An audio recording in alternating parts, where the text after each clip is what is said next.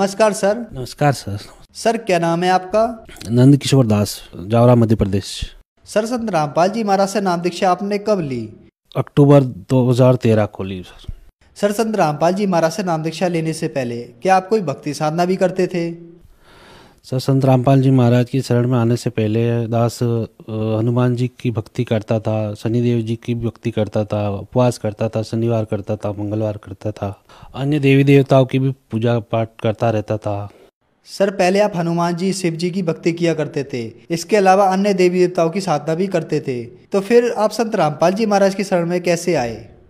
हमारी ज़मीन थी गांव में, जहाँ से अभी निवास है वहाँ से 35 किलोमीटर दूरी पर हमारे गांव में ज़मीन थी। हमारी ज़मीन बिक गई, हमारा कर्जा हो गया जो इन्हीं देवी देवताओं की। और जो हमारे दास कर 3 भूत प्रेत बाधा भी थी, भगत जी प्रेत भी अंदर आते थे प्रवेश करके, और कोई लाभ नहीं देता उल्टा। और जैसे जैसे उनकी भक्ति उनकी साधना करता रहता था वैसा वैसा मैं दुखी और ज़्यादा होता जाता था। और आर्थिक स्थिति दयनीय हो गई थी, मकान भी नहीं था भगत जी घर का, और काम के लिए भटकते फिरते थे इधर उधर। हमारी जो माता है उनको बहुत भयानक रोग था, उनकी हार्ट में छेद था, हार्ट की बीमारी थी, जो कम से कम 2.5 साल से उनका इलाज चल रहा था बड़ौदा धीरज हॉस्पिटल में। और डॉक्टर ने बोल दिया था कि अगर इनको ज़िंदा रहना है तो गोलियां खानी पड़ेगी और आके इलाज कराना पड़ेगा, ऑपरेशन कराना हो तो 2.5 लाख का खर्चा है। दास की ऐसी स्थिति नहीं थी उस वक़्त कि हम कहीं से पैसे की व्यवस्था करें, इलाज करवा सकें। बिल्कुल मरने जैसी स्थिति हो गई थी हमारी माता की।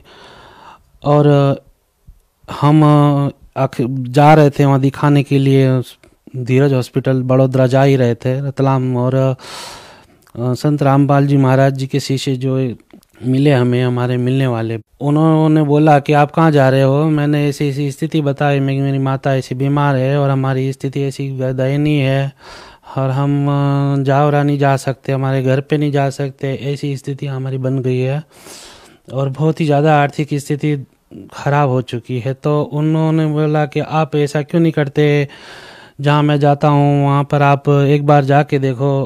पुस्तक दी उन्होंने ज्ञान गंगा, और ये पढ़ो इसको, अगर आपको जो समझ में आए तो चले जाना और वहाँ से दीक्षा ले लो। आपकी आर्थिक स्थिति भी सही हो जाएगी, आपकी माता भी सही हो जाएगी, मालिक ने चाहा तो।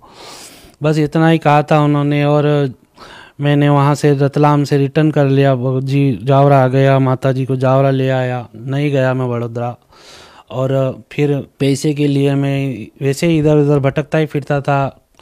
जावरा से 30 किलोमीटर दूर खाचरोद है, खाचरो शहर है, मैं वहाँ पे लॉज में रहता था भगत जी। चोरी छिपके अपने घर जाता था रात बेरात। कर्ज इतना हो गया था कि लोगों से मांगने वालों से मैं डरता था। वो लोग बहुत खतरनाक थे, धमकियाँ देते थे मुझे कि जान से मार डालेंगे, गोली मार देंगे, ऐसा कर देंगे।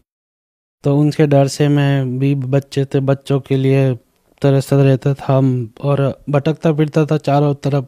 कभी उड़ीसा जाता था, कभी बम्बई जाता था, कभी दिल्ली में रहता था, जयपुर में काम करता था। और ऐसी ऐसी परिस्थितियों से जूझता रहता था, भगता फिरता था कि कहीं से कोई पैसे मिले मैं कमाऊं और मेरे घर वालों का रोजी रोटी चलाऊं। और वेद शास्त्र जानने वाले इन शास्त्रियों के पास जो हाथ वाथ देखते हैं, इनके पास जाता था।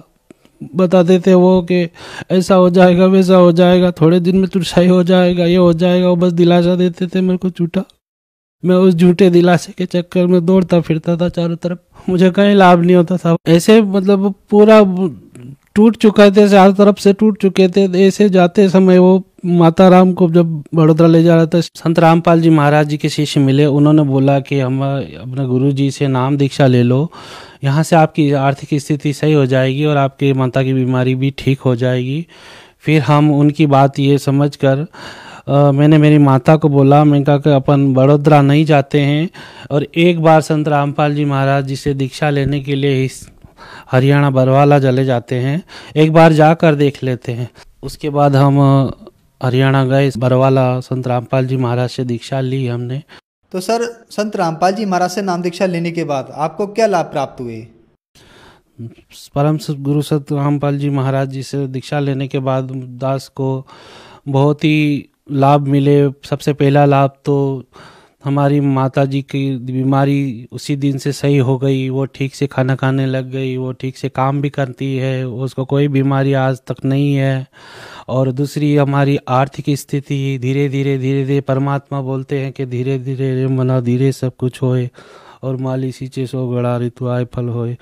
परमात्मा की ये बात हमें वही उसी आधार पे रहते थे, परमात्मा ठीक कर देंगे, आज ये दास की स्थिति अच्छी हो गई और हमें काफ़ी फ़ायदा हुआ, हमारा घर भी बन गया और आज दास अच्छी स्थिति में है परमात्मा की दया से। कर्ज भी हमारा 5-5.5 लाख का कर्ज था, संत रामपाल जी महाराज की कृपा से कर्ज भी उतर गया। आज दास की ऐसी स्थिति है, कहीं भी किसी से भी अगर कहीं फ़ोन पर भी अब कोई पैसे की ज़रूरत पड़ती है तो घर पर आकर दे जाते हैं लोग।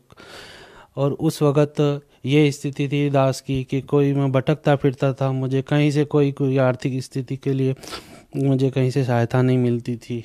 और आज परमात्मा की कृपा से दास 3 कॉलोनियों का डेवलपमेंट कर रहा है। बंदी छोड़ की कृपा इतनी हुई है कि पैसे ही पैसे कर रखे संत रामपाल जी महाराज ने। सर, संत रामपाल जी महाराज से नाम दीक्षा लेने के बाद आपको बहुत सारे लाभ प्राप्त हुए, तो जो समाज आज आपको देख रहा है आप उनके लिए क्या संदेश देना चाहेंगे? मगर समाज से संदेश तो क्या दे सकते हैं, हम तो आप प्रार्थना कर सकते हैं कि आप जल्दी से जल्दी सतगुरु संत रामपाल जी महाराज